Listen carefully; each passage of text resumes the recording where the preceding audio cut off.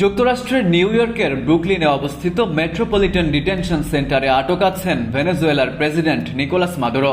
মাদক ও অস্ত্র চোরাচালানের মামলায় স্থানীয় সময় সোমবার তাকে ও তার স্ত্রী সিলিয়া ফ্লোরেসকে ম্যানহাটনের একটি ফেডারেল আদালতে হাজির করা হবে। শনিবার ভেনেজুয়েলায় বিশেষ সামরিক অভিযানের মাধ্যমে মাদুরো ও তার স্ত্রীকে আটক করে যুক্তরাষ্ট্রের বাহিনী। প্রয়োজনীয় আইনি প্রক্রিয়া সম্পন্ন করার পর শনিবার রাতেই তাদের নিউ ইয়র্কের ব্রুকলিন ডিটেনশন সেন্টারে পাঠানো হয়। যুক্তরাষ্ট্র মাদুরো ও তার স্ত্রীর বিরুদ্ধে মাদক পাচার ও অবৈধ অস্ত্র চোরাচালানের অভিযোগ এনেছে, তবে মাদুরো শুরু থেকেই এসব অভিযোগ অস্বীকার করে আসছেন।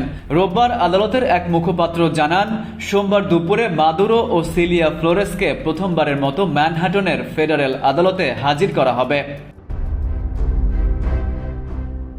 এদিকে ভেনেজুয়েলার সুপ্রিম কোর্টের আদেশে দেশটির ভাইস প্রেসিডেন্ট ডেলসি রদ্রিগেজ অন্তর্বর্তী প্রেসিডেন্ট হিসেবে দায়িত্ব গ্রহণ করেছেন।